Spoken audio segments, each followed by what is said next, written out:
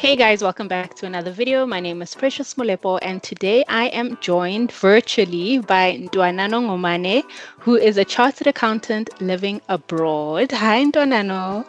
Hi, Felissa. Thank you so much for having me. Thank you for making the time. Thanks for the invite as well. So, where exactly are you based? So I'm based in London in the UK. Yeah, currently. And how long have you been there? It's been wow, every time I get asked that question, I'm just like, how long it's been? This is my third year now. Yeah, so it's been 2.5 years, going to 3 years. Oh, almost 3 years. I Yeah. actually discovered your YouTube channel when I was repeating CTA. So it was Oh, so assuring to see that you had gone the same yeah, journey with having repeated it. It was very comforting. And also to see that you yeah, had overcome that failure. Yeah, yeah. very, very encouraging. So lately, Thank almost every you. LinkedIn post, someone is announcing that they're going abroad or they have a new position abroad. So Yeah. this is one of the benefits that is afforded by the chartered accountant profession. And I'm so excited to jump into the nitty-gritties on how to make this happen. So if you are listening to this episode and you're a chartered accountant or an aspiring chartered accountant who's considering making that big jump, then continue listening. So, Ntwanano, I always ask my guests the same first question. Why did you Okay. choose accounting? Wow. I don't think at the time I chose it, I was honestly very young to even understand what accounting meant or how deep and how wide accounting can run. I solely chose accounting because one, it is the only course I applied for that, I had a bursary to go and study. Um, but secondly, as well, because of career fairs that we have in high school, and people come and this one guy who was a CA and he came, he was dressed so nice, and the dream looked promising, and I thought, my goodness, I want to look like that, Yeah. so it was a culmination of all those experiences. And I also had like a high school teacher as well at the time who told me, there's this thing called chartered accountancy. I think you'd be a good fit for it.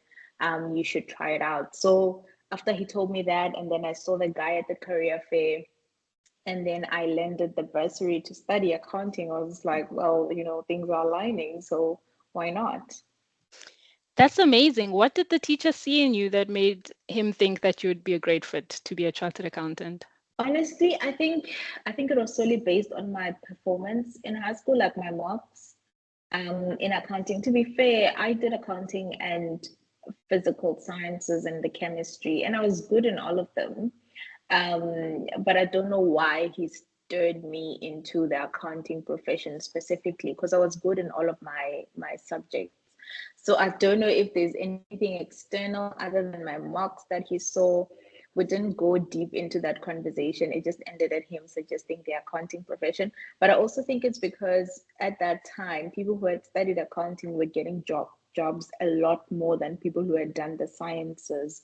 So he would probably Mm. was like, for you to secure a good future and secure a good job or income, accounting is probably the best way to go. What school did you go to? Went to EPP Minga High School. It's a public school in Malamlele in Limpopo. Mhm. Literally like maybe 10 houses away from my house. I walk to school every day. But yeah, where I went to a public school, nothing special about it. Amazing. And I mean, we've touched briefly on this, but I discovered your YouTube channel. Um, Yeah. can you just share while we're on this, share the name of your YouTube channel for anybody that is looking for some inspiration, interview tips? There's a Yes. wide range of content. YouTube channel is just my name. It's called Ntwanano Ngomane. If you just go search my name on YouTube, you should be able to find me. Yeah, but basically it's mainly about that, like sharing my journey, sharing tips to help you grow in your career, to land your first job, stuff like that, just life as well, when we're going through our own corporate journeys and our own careers, we it's good to hear other people's stories. Like you said, like you found my channel because I did a video of me failing in CTA. And, you know, if I had not done that video, you wouldn't have seen that it's still possible to overcome that failure. So that's what the channel is all about. It just sharing my story, sharing my journey, but also giving you like actionable things you can do to progress in your own career as well. So, how did you manage to bounce back, just really briefly before we jump into moving and living abroad You may bounce back from. from failure? Sure, that's a big one. Firstly, you're gonna need support. If you fail, and let me not even say if, when you fail, because you will, you're gonna need a lot of support to get back to your vision, to get back to your goal. Because when you have failed and you are down and you're on the bottom, you're flat on the ground, you need to have people in your life who can pick you up and who can remind you of the reason why you started. So for me, the big thing was support. And the biggest support I had was my family, my mom, my dad. They I'm really blessed and fortunate because they understood that I didn't fail because I went to uni to play and I was out partying and all of that stuff. They understood that she failed because her course is difficult. And it's Mhm. difficult because it's not a course that everyone can do. You know, they really understood that for me to fail like that, it must have been really difficult because I was never really the child who struggled with school. And that was the first time I was struggling. So having that Mhm. support system was very, very important. I think it's probably one of the major contributors to getting back up, but also just understanding that, you know, like if you're going to want the posh things and the top things in life and the big qualification from psycha, it's going to be hard. You need to understand that it's going to be hard, and you need to keep remembering and reminding yourself of the goal and why you started, and to just never give up until you get to the point that you want to get to. I like that you highlight that it's going to happen, and any stage in your life, failure might creep up on you, and it's so important to learn to pick yourself up and surround Yeah. yourself with the right support system. Let's get into moving abroad. Was this Yes. something that you've always wanted to do? So, I can't say always because I didn't always know about it.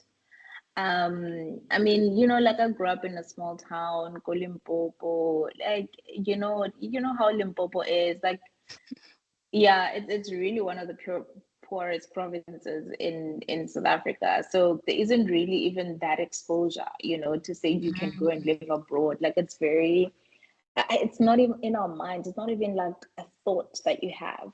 Yeah. But so I've not always known. There just came a certain point in my career where I got exposure.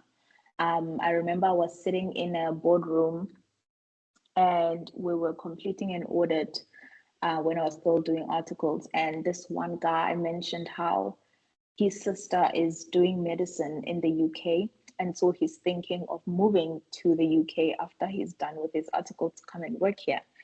And I Mm. looked at him and I said, wait, what? And like my question was, wait, that's possible? Do you get? And he said, yeah, I'm still thinking about it, you know, all of that stuff. And so from that day, the seed was planted. And I feel like from that day, I started searching it up on the internet. I found like a new world. It felt like I found a new space and a new group of people who have moved abroad. Like it was just so apparent in my mind from that day. So from that day, that's when I started developing the interest. Okay, I think I might want to do this. I mean, you know, if I can, why not? Just go see how it is. If I don't like it, then I can always come home. But yeah, it's been 2.5 years now. So What shocked you about being able to move abroad? Was it having, like, being able to move abroad with your qualification, or just the practicality of it? what shocked me when that guy mentioned it was, is this possible? Do you get what I mean? Like, because in my, like, if you think about it, we come from different households, different communities, And in Mm, our communities, we think the same. If someone has gone to UJ to study, that's as much as we can think. If someone has become a financial manager at a bank, that's that's as much as we can think because it's what we are exposed to. So mm, my shock to that was, oh my God, is this possible for us to do? So it mm. was not necessarily like, oh my God, I'm gonna struggle or anything. Like it was just out of, oh my gosh, that is possible. Like I can do that. That's an option. Um, exactly, that's an option. So it was just exposure at that point that shocked me, and knowing and learning that yes, you can do this because you're in a qualification that allows you to do that. And what was your family's reaction to wanting to leave South Africa? Um, sure. It must Okay, have so been a tough it one. it was. I want to say it was a tough one, but I'm a very strategic person when it comes to my family and my relationships in general. Hmm. So I had already, like, when I learned of the idea, I think I probably was in second year of articles or so.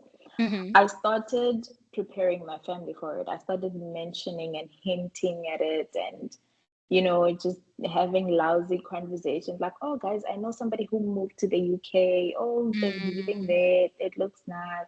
So I just started having those kind of things just to prepare their minds to say, she looks like she wants to go, so it's not a yeah. shock when I Mm. eventually announced it. But like I said, I think I'm very blessed with my parents because they're such understanding people. So when I broke the news to them, they said to me, this is why we sent you to school, so you can have these opportunities. And if that's what you want to do, then go for it.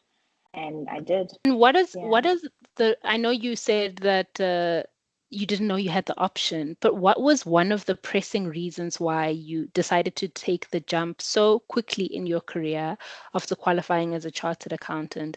Did it have anything to do with the socioeconomic conditions in South Africa, the crime, unemployment? No, not even. Hey, so I decided to leave for exposure. I decided to leave Mm, for career exposure. I decided to leave for personal exposure. I decided to leave to expose myself to different things. I think when you grow up in a certain space and you're born there, you grow up there, you do your schooling there. Like it's just that little circle and that little world that you know. And I wanted exposure to what are other people in the world doing? What are they thinking?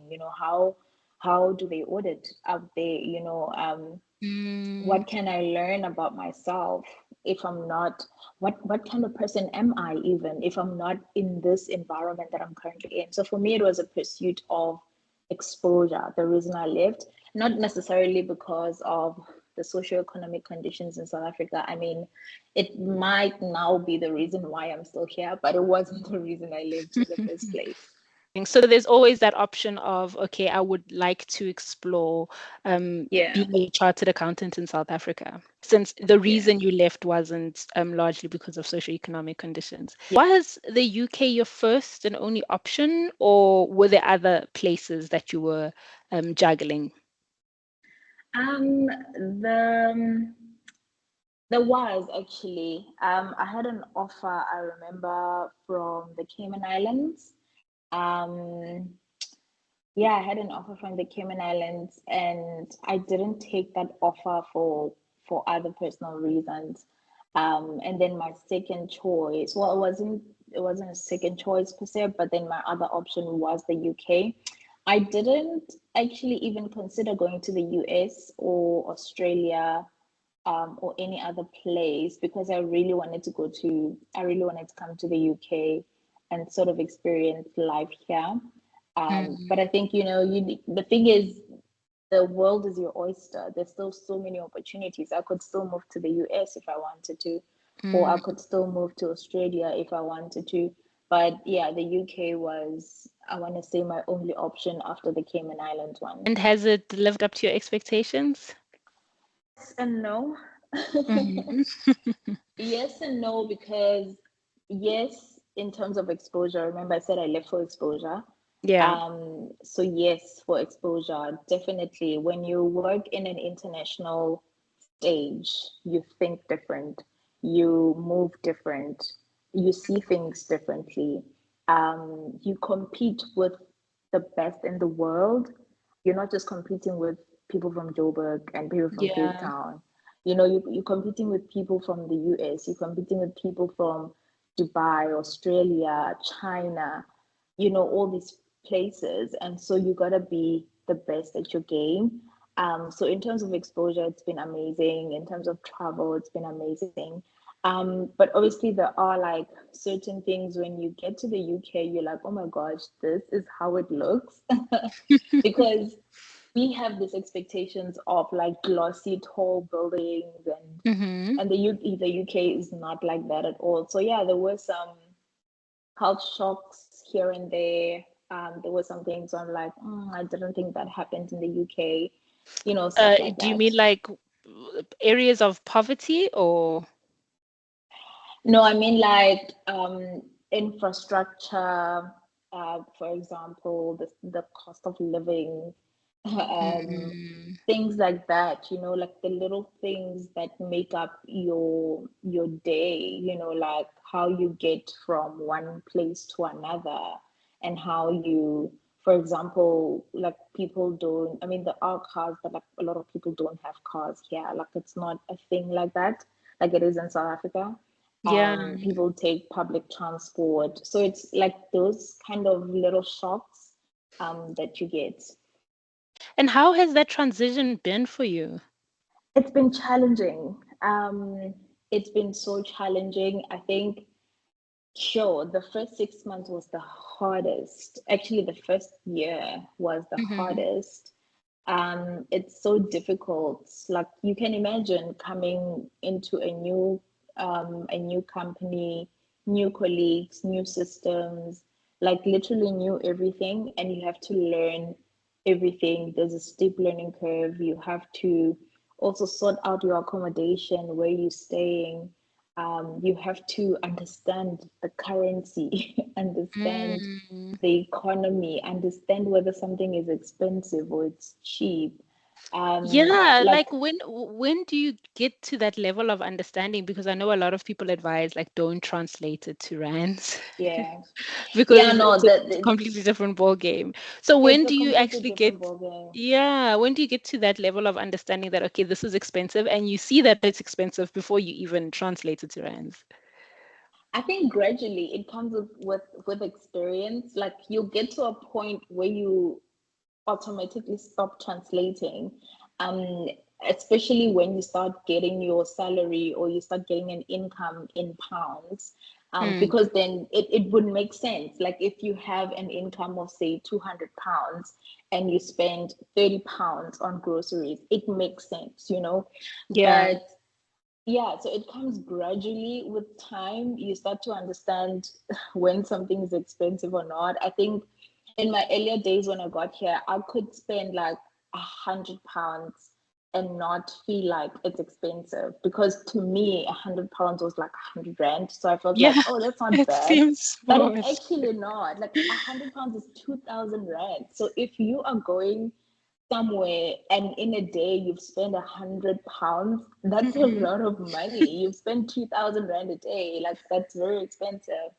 But yeah, so you learn this thing with time. And I feel like now I'm at a point where I've also forgotten a little bit how the rand works as well. So every Mhm. time I'm in South Africa, I find myself trying to convert to pounds to understand how expensive or how cheap this thing is. Like it's weird, but yeah, it happens with time.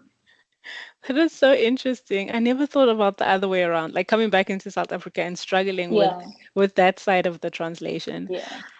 How have the people of the UK received you? What is the general vibe and reception from people from the UK as a foreigner? Sure. I'll speak in the context of work, because Hmm. outside of work, I can't say I've had a lot of interactions with British or Brits. Hmm. Um, but at work, the receipt was so well done. I think I'm fortunate that I work for such a good environment. The company I work for has such a good work environment. They hire a lot of people from South Africa. They hire a lot of people from everywhere actually in the world, and their environment is really good in terms of receiving people, in terms of friendliness, in terms of just the general day to day. So in terms of work, I feel like I've been received well, and it's helped to sort of transition into this new space. But outside of work, to be honest with you, I've not met a lot of Brit people. The people here are different to South Africa. Like in South Africa, people are friendly. They greet you when you go to the store. You know, Mm. like you'd have a group of guys just hollering at you sometimes randomly.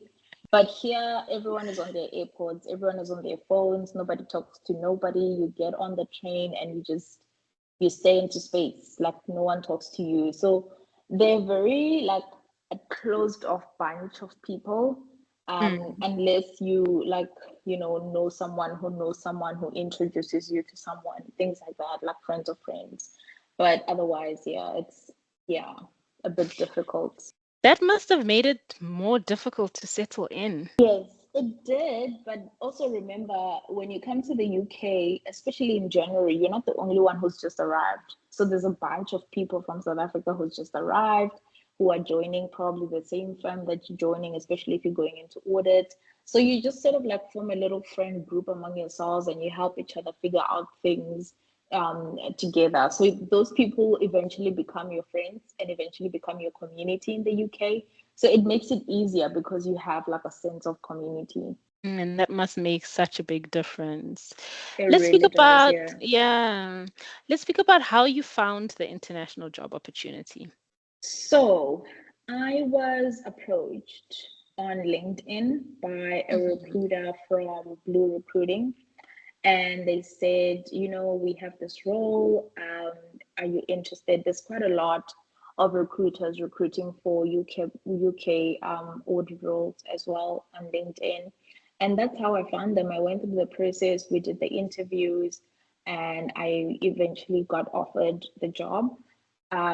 So yeah, that's how I found it. I didn't do anything special or anything like that. I honestly was just it was just a DM that came into my inbox, and that resulted in this job. Did the recruitment company conduct the interview for the company you ended up working for? No, so the company does their own interview. So I was interviewed by a partner, whom I actually work with till today. Oh, that's amazing. Um, yeah, so I was interviewed by the partner. We went through like my technical work, my technical knowledge. We went through like some of the soft skills. He told me about the company. I told him like, like where I wanted to go, what I wanted to do with my career, and we found a good fit, I want to say. So yeah, that's how the interview process was. And did you only have one interview or were there a series of interviews? Mm, I only had one interview. Yeah, I Mm. only had one interview actually with the partner. Yeah. And before this interview, did you have interviews with the recruitment company? No, so they just took my CV and submitted my stuff. I didn't have like a pre-interview with them or anything like that. Oh, that's amazing. So one interview and then done deal. Yeah, one interview, done deal. But obviously, this was what, 2.5 years ago? Well, Oh, 3 years yes. ago, actually. So things might have changed. I'm not saying people should go out and expecting one round of interview. Things Yeah. might have changed. Obviously, companies are being more robust now with their interview processes, trying to make sure they get the right talent. So just be patient if you have like 2 rounds or even 3 rounds of interviews. And then speaking on interview processes and interviews, you are launching an ebook that's covering the ins and outs of conducting an interview, preparing for Yeah. it, acing interviews. Tell us more. So the ebook, it's actually a guide, is actually out now. It's available. So I get a lot of questions in my DMs about how do I prepare for this? I have an interview. I don't know what to do. I don't know how to prepare. And so I put together from, all my knowledge of having done interviews and all my experiences, and of course some research as well that I did, which give you like the best ways and the best tips. I put all of that together into a 32-page document. This guide, which is an ebook, that means you can download it and read it on your phone or on your laptop, or your iPad or whatever.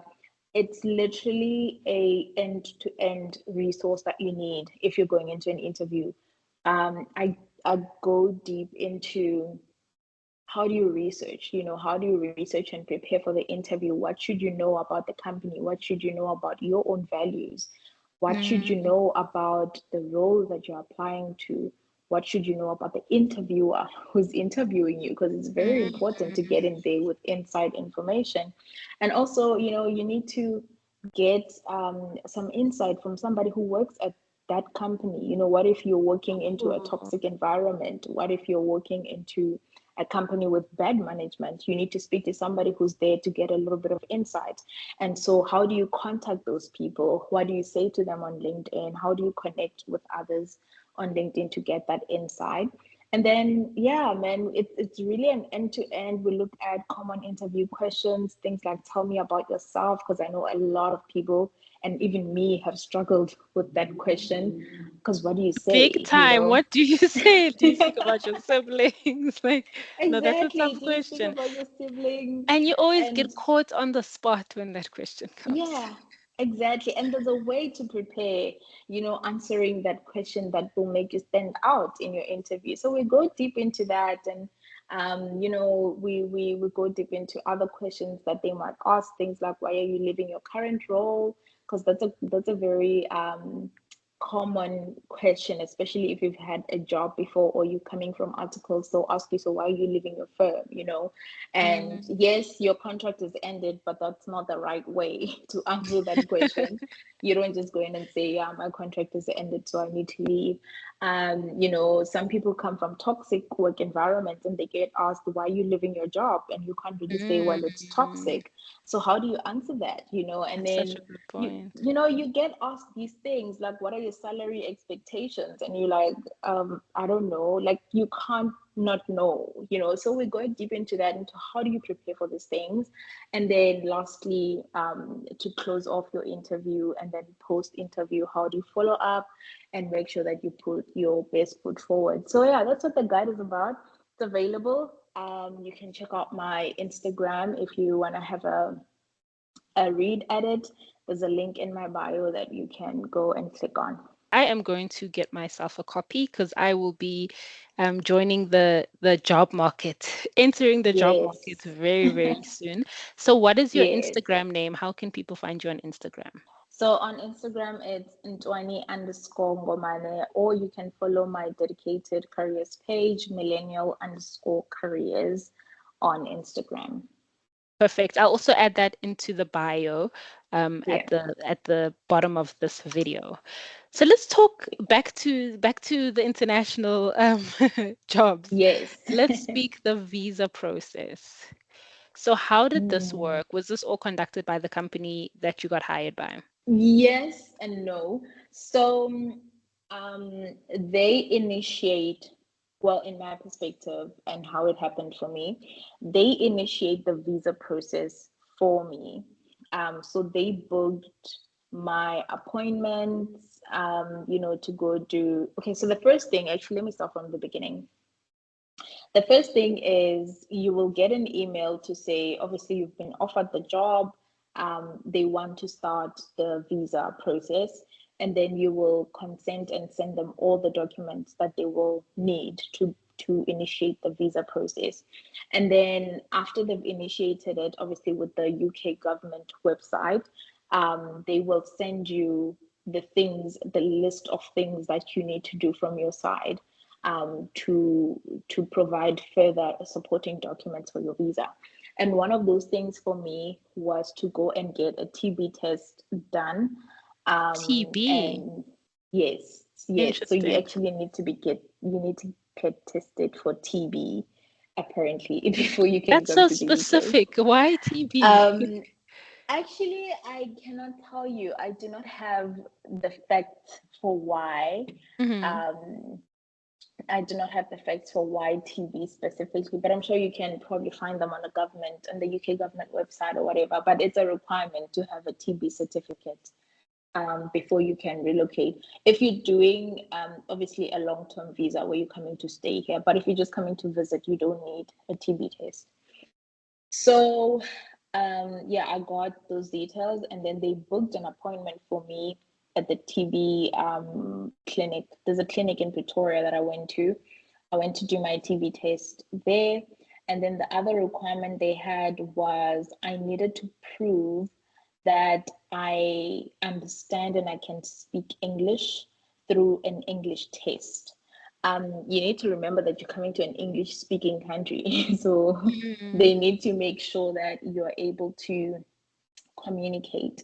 And so that was easy because I had done my degree in English from the University of Victoria. So I had just had to submit my degree and submit like an affidavit from the university, which I got.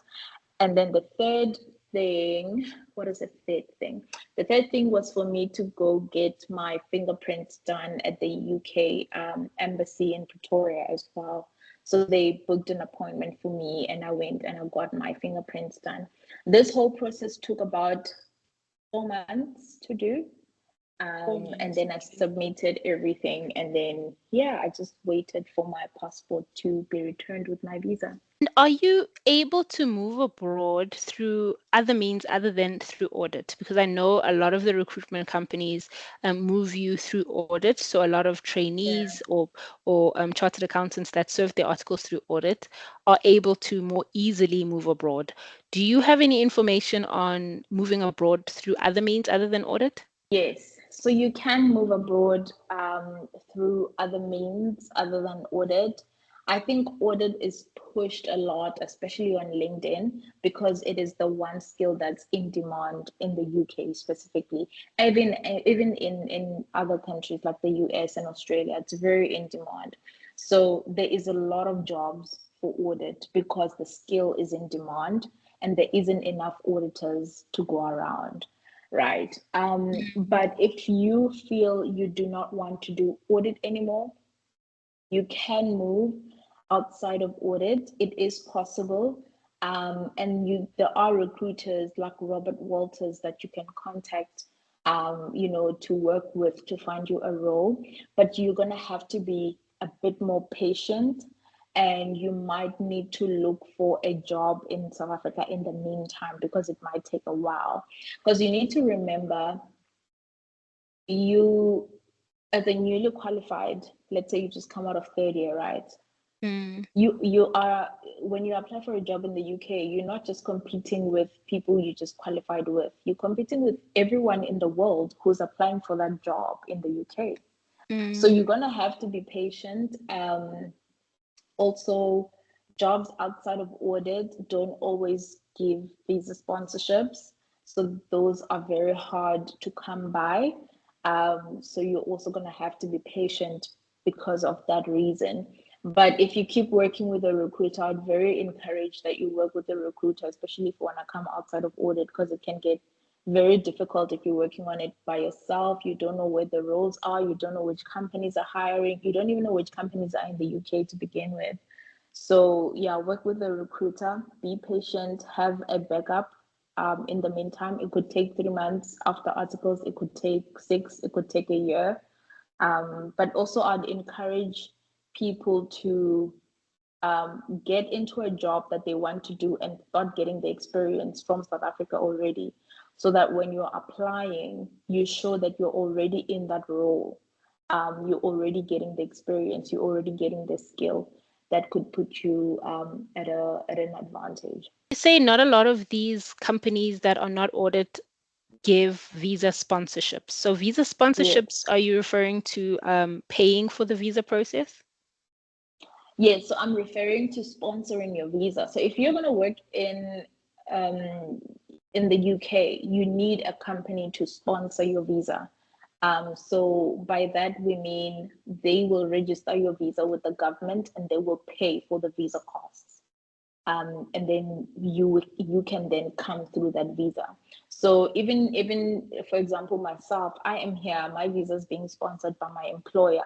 But if I leave my employer and decide to go to another job, I need to find an employer who's willing to sponsor a visa. A visa is specific to an employer. So just because one employer sponsored it, when you leave that employer, they terminate that visa. That means your next employer needs to sponsor you again. So you need to make sure that you find a company that can sponsor a visa. It's not all companies that can sponsor visas, by the way. So there are specific companies. That's why I encourage you work with a recruiter, because then they would know those types of things.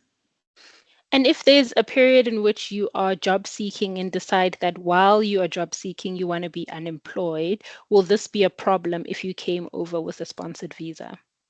Yes, Oh, because I see. um, there's a certain grace period that you're given if you're unemployed to be in the country. Remember, we are employed, we are here to come and work. So if you're not Mm, working, you can't be here. Do you get mm, what I mean? yeah. Legally, you can't be here. So there is a grace period. Say, for example, I lose my job for some reason.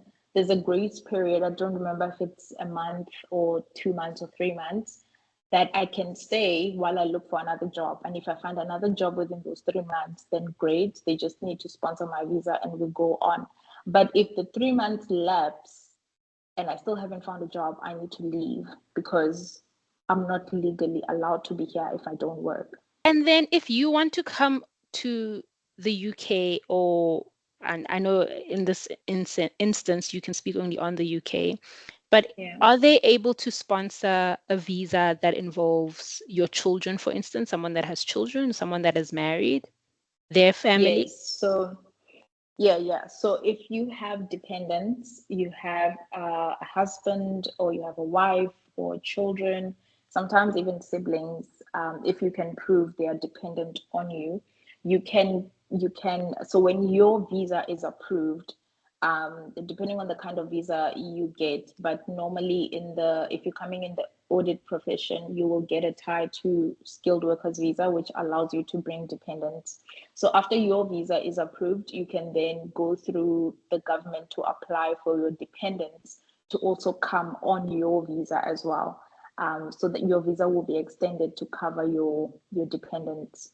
So you can bring in your husband or your wife or children. From your experience, do you think this is practical, especially moving from a third year audit position into newly qualified CA, to bring in independence, especially with the cost of living? Is this something that is doable, in your opinion? I speak from a very limited experience in that because I Mhm. don't have dependents.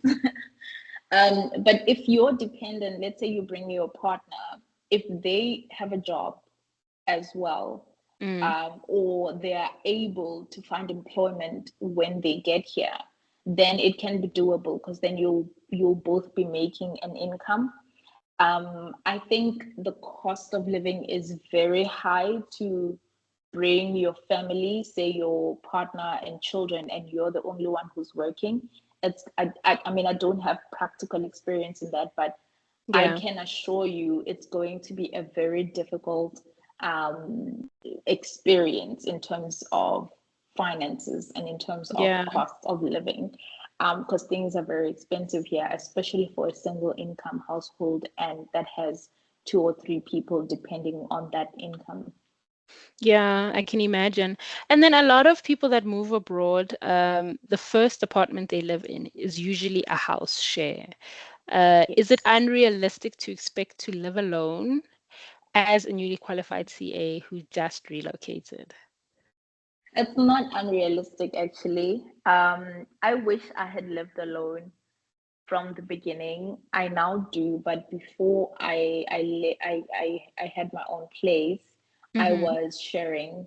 I was sharing an apartment, a 2 bedroom apartment. I don't think it's unrealistic. I think you're just gonna have to be willing to sacrifice a lot to be Mm, able to live alone.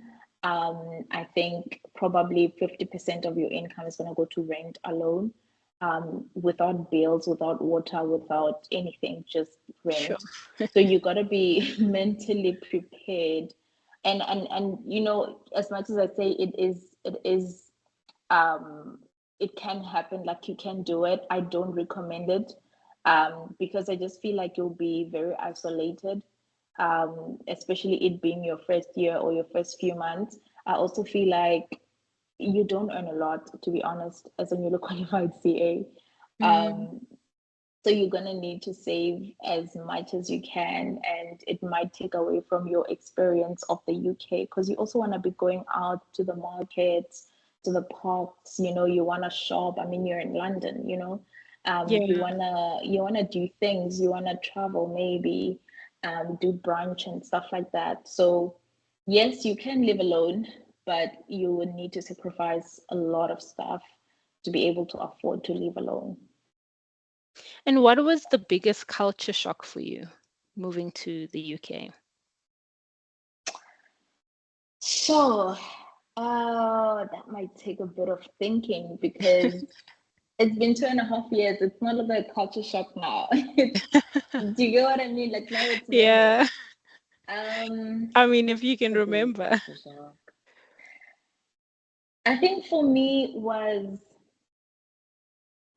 just how small the spaces are, like how tiny the apartments are.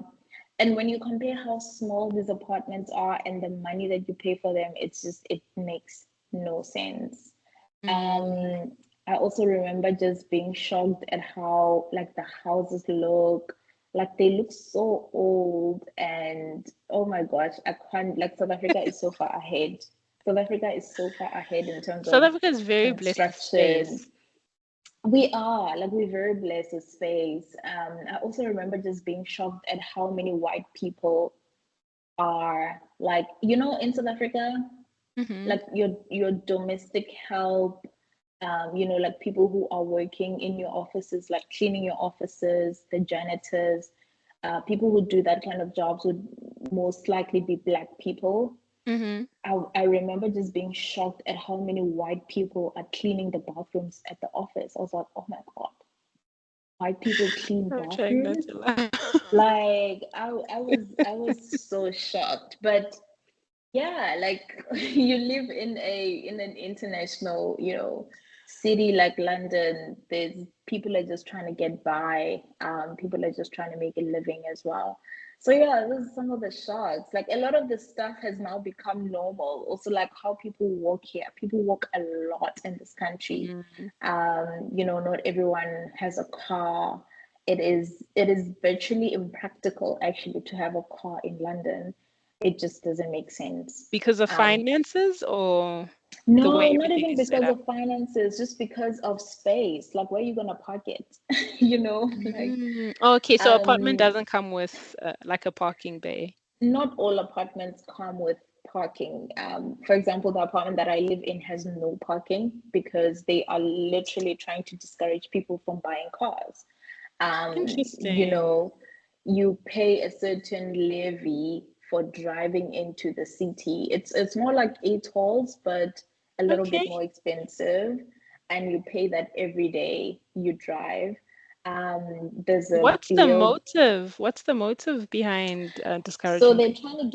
they're trying to get people to stop, well, they're trying to discourage people from buying cars to make use of the public transport system in order to ease congestion in the city. Obviously, if Mm. everyone is driving to the city in the morning, the traffic, the air pollution out of that. So they're trying to discourage people from that, and and allow people to use more public transport. So yeah, also just bringing that money back into government, because if you're using the public transport, the money goes into the government, and they can invest it in other things and other infrastructure. So they're trying to go green. Um, if you're gonna buy a car, they obviously encourage you to buy electric, things like that. So yeah, some of the culture shocks that are not happening in South Africa. I mean, with no challenges like load shedding, maybe it is Fair. practical to get an electric car.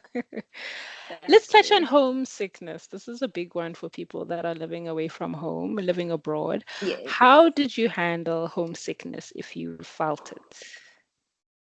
So you just get sick, hey, until it passes. Physically sick. No, not physically sick per se, Mm, but of course you miss your family, you miss the people you've left at home. But I think having constant contact, um, also you need to be intentional with your contact because you need to remember that the UK and South Africa are not on the same time zone. So you might be coming back from work at 7 p.m. and in South Africa it's 9 p.m. already, or people are sleeping, or whatever. So you need to be intentional with when you call, that type of thing. But eventually they also start to get it, like they start to mm, understand the time difference as well. But I also think if you have the means financially, aim to go home at least twice a year. It really helps. It really, really helps. If you feel homesick, you can plan a trip to go to South Africa in like June and then go again in December for Christmas if you want. Some people choose to go at different times in the year, obviously based on preference. But yeah, homesickness is there. We still feel it. You will still feel it. You will miss out on a lot of things, a lot of events at home, a lot of gatherings. You will miss a lot of funerals. You'll miss a lot of weddings, just the big milestones, man, that yeah. you need to be there, or you used to be there for. You're not going to be there anymore. So just understand that and keep consistent contact with your family and your friends. And finally, last question. What advice would you give anyone looking to move abroad? I would say go for it. Specifically someone who's just qualified as a chartered accountant or is a chartered accountant and wants to uh, spread their wings abroad. I would say go for it. um Look, we're young, man. Especially if you don't have responsibilities in South Africa that need you to be physically there. If you have the opportunity, if you have the willingness and you have the drive, I would definitely encourage you to do it. It might not necessarily blow out your career. It's not like you're gonna go back to South Africa and you're now a CEO. You still need to start from scratch. But personally, the growth that you get from packing your bags and getting on a 16-hour long flight, oh, that you can't learn that by being in South Africa. You Mm, can't learn that by taking a 2-hour flight to Cape Town. It is not the same. Learning, a new way of life, learning how to take care of yourself as well. Because in South Africa, we have our family, we have cousins, we have, they're just people around you who are there to help you. Whenever your light bulb goes out, you call a guy. Here, you need to figure out, first of all, where am I going to buy the light bulb? What type of light mm, bulb is it? And how do I actually put it up there? oh, So it's, that's a you challenge I know, didn't think of. yeah, it's things like that. It's things like that where you'd call your dad, or you'd call someone, but now you gotta figure it out. I remember when I moved to my apartment now, I need to figure out, like, what do I do with the moving truck? Like, what moving trucks are in this country? What companies are here? How Mm, do I pack my things? Like the logistics of, as easy as just moving an apartment, it was such an experience. Um, so yeah, you will learn a lot. You will learn a lot of things about yourself. You will learn what you like. You will learn whether you are somebody who likes the cold. You probably won't like the cold, but you will learn to live with it because the UK is cold 99% of the time.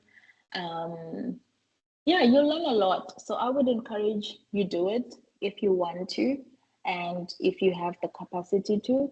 You are young, you don't have any responsibilities. It's time for you to figure out your own life as well. Go out there, travel, come see Europe. It's so easy to just travel when you're here. You can go to Paris, Amsterdam, Germany, wherever, and at the fraction of the price that you would pay if you were in South Africa. So I'd encourage people to consider it. Obviously, each person to their own, but Mm. I would say 100% go for it. Ntwanano, you have been great. We've reached the end of our interview. Thank You you. have shared such words of wisdom, and I'm sure anybody listening to this has found great value in the advice that you've Yes. given, in the tips you've given, in your experience that you've lived through. So, thank you so much for making the time. I really appreciate it.